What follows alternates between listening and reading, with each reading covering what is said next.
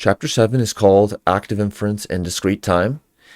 Chapter 7 is the first in a pair of chapters with Chapter 8 on discrete and continuous time. So they're kind of like two forks of a river that we discussed in Chapter 4 and before, and described the recipe in Chapter 6. Now 7 and 8 are kind of like one level deeper, going from the kind of all of this group of animals to one level deeper into its classification scheme on the way to the specific generative model for which it's actually given in its totality. But everything prior to that is about the learning about its principles, and this is kind of on the trunk of the path to discrete time modeling, just like Chapter 8 will be about continuous time modeling. What would you add in? Okay, so I think chapters 7 and 8 really helps to understand in a more practical way how the materials from particularly chapters 1 through 5 applies in real-time situations. So even if we somehow didn't get to understand every details of chapters 1 through 4. When we come to chapters 7 and 8, I think some of those uncertainties about our understandings can be clarified in a at least in a practical sense. So I believe these two chapters are really helpful in order to consolidate our understandings from the previous chapters. Awesome, well said. So it's going to involve specifying some discrete time models.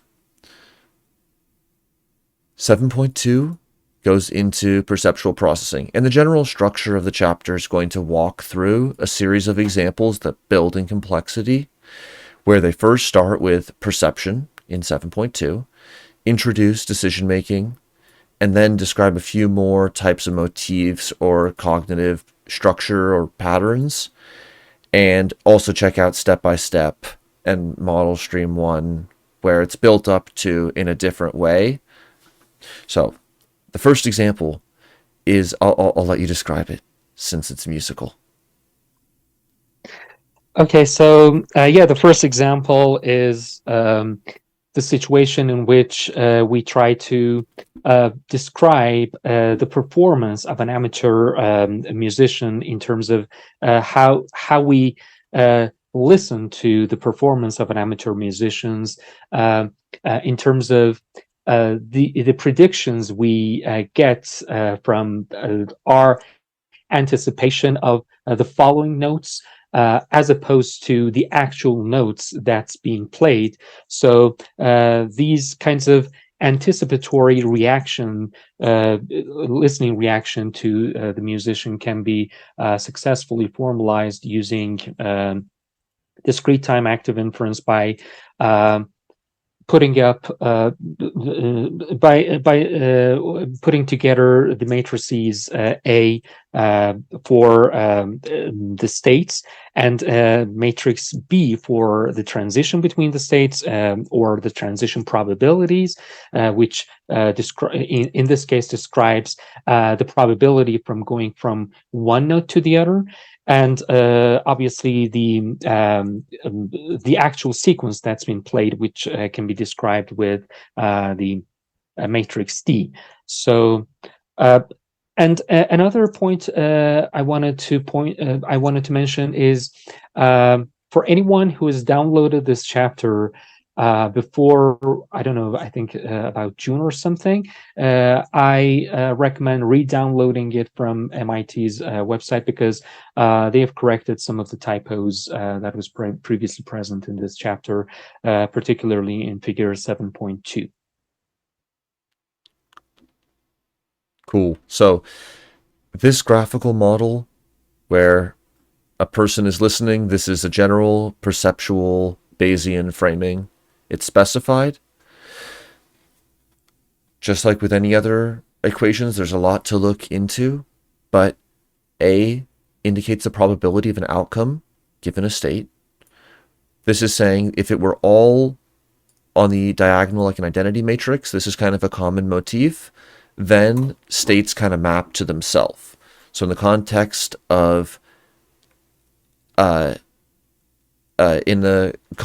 of this model, A represents the mapping between the observed note and the underlying hidden true note. And then B describes the transition matrix of how those change through time. D is the prior. They're specified. Figure 7.2. Do you want to describe it? All right, so in figure 7.2, or at least the incomplete version of figure 7.2 we see here, at the upper left part of the picture, we see, the beliefs about each note at each step, at each time step, and at upper right, we somehow translate those beliefs into specific numerical values. So instead of just assigning some continuous values, we've simplified the situation by assigning some discrete numerical values for each note. And then the lower left is supposed to show the free energy gradients over time, or in other terms, the prediction errors we get from comparing our predictions with the actual outcomes.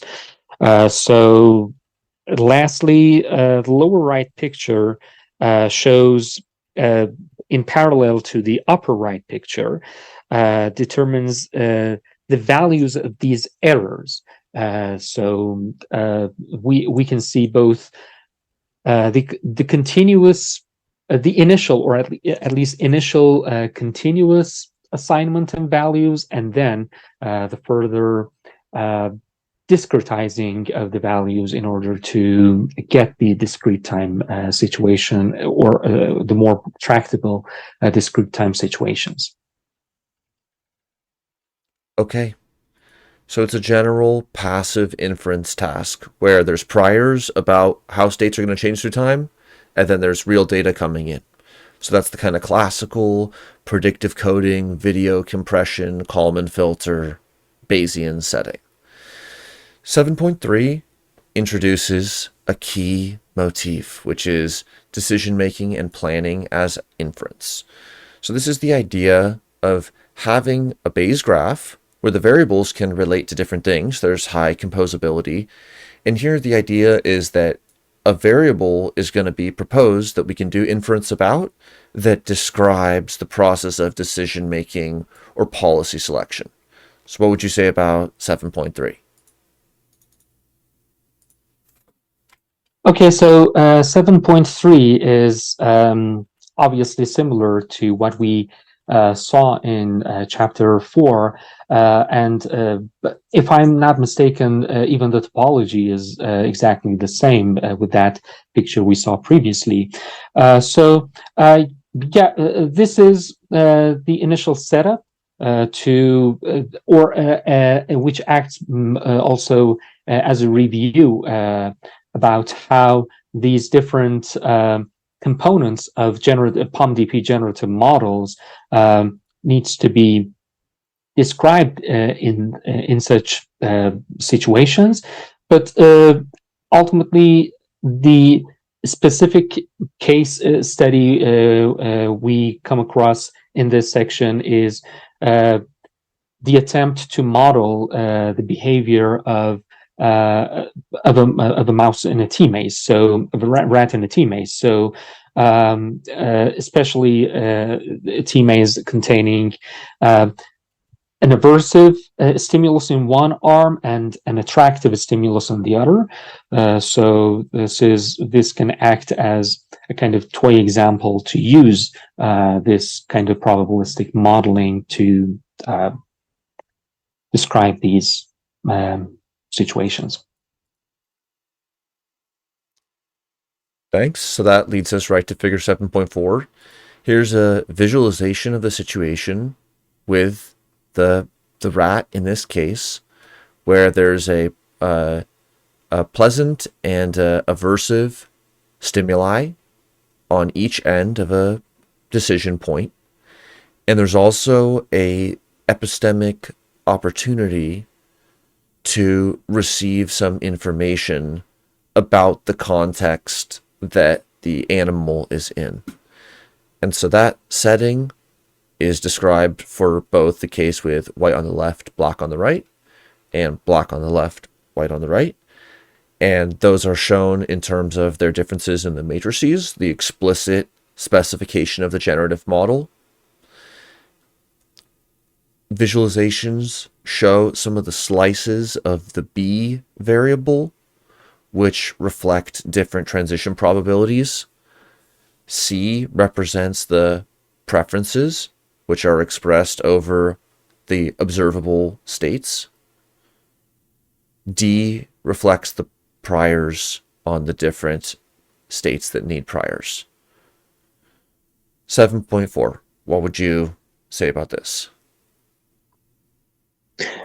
Okay, so in 7.4, it builds up on the previous section and adds other elements that we previously saw in chapters 2 and 4, which is how the exact formulation for expected free energy can be used, variation free energy can be used to formulate the trade-off between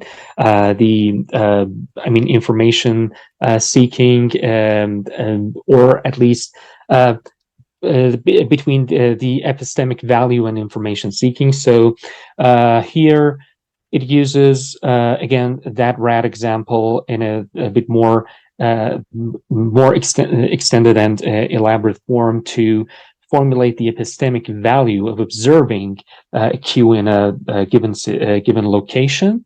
And figure 7.7 is a representation of this situation. But another situation that's been let me see. Yeah, in 7.9, another case study discussed here is the situation of the saccadic eye movements, and because it is something that can be quite successfully described or characterized in terms of information seeking versus the epistemic value, and the situation here is, let me see, yeah, shown visually in figure 7.9, which clearly shows how our visual saccadic eye movements can be described in such a way as to kind of trace the trajectory of our eye movement among different regions of the visual space. So, and how the information we gather from a given region can affect the subsequent trajectories of our saccadic eye movement. So, yeah, that's basically the main premise of this section, I guess. Nice, great. 7.5. What would you say about it? Okay, so 7.5 again adds another dimension to the previous formulations, and this time we get to update the generative models via learning, and the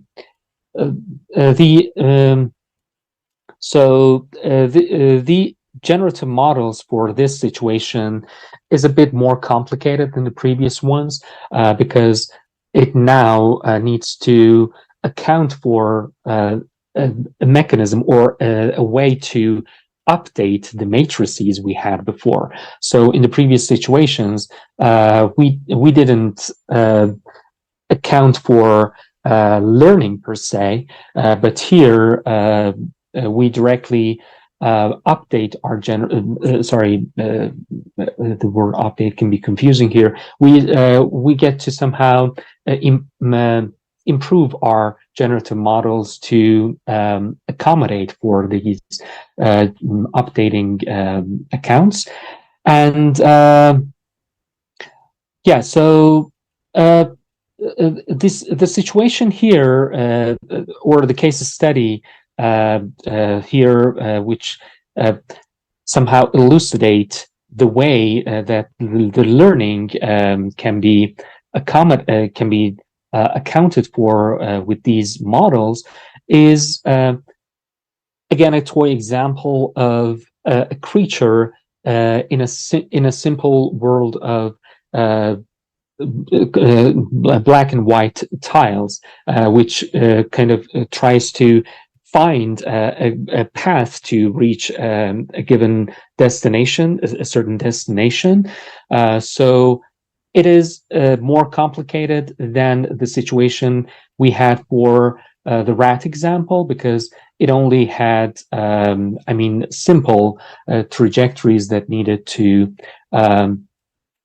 traverse. But here, the creature or the agent, in this case, needs to do lots more learning and information seeking and so on. So all the previous elements is kind of combined in this example, and it's a really good example to see how the different components of active inference can be connected to each other. Nice. And 7.6, hierarchical or deep inference. First, a box 7.3 interlude on structure learning, boxed off topic and a lot to say, but structure learning broadly refers to learning the structure about a model using the same types of methods that you might to do inference on, for example, a more observable sensor data reading, something like that. This section works towards the idea of nested inference or multi-scale modeling. What would you say about figure 7.12?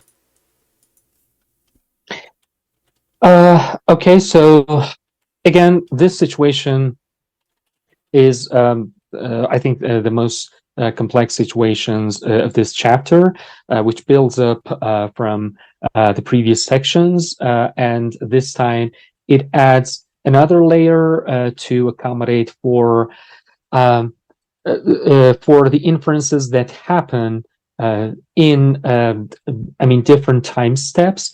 So in this case, we have multi-time or multi-scale inference and learning happening, both at the levels of at the levels of learning and at the levels of information seeking. So this is represented in figure 7.12, which represents how this fractal generative model can be seen as a component in this multi-scale bigger generative, or as a kind of leaf in this bigger generative model. So it can be seen as a lower level inference happening at the leaf level, going up to the hierarchy and influencing, collaborating on the whole process of learning and inference at the higher level. So I guess that's somehow summarizes this figure. So if you have anything to add. That's great.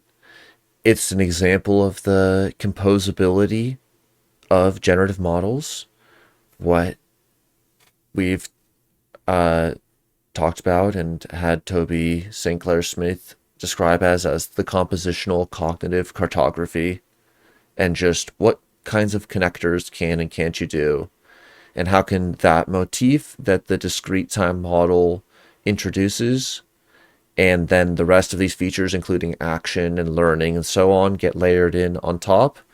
What can you do with that? 713 gives another example. Do you want to say anything about it, or maybe continue on? Yeah, so the case study here is the example of um, language learning through reading. So, not language learning, maybe just what happens Sentence in comprehension. reading. Yeah, yeah, in comprehension. So, what happens when reading and in a anticipatory way? The words that comes each after the other. So why this kind of situation can be most successfully characterized with this kind of modeling? Because it involves different scales of learning and comprehension, both at the level of reading at the level of somehow observing the letters and then going onto the words and then word groups and so on. Yeah, that's a really interesting way to, again, combine all of those elements into a single unified model to see how those different time scales, slow and fast time scales, operate together to build this more encompassing model of more encompassing generative model of the situation.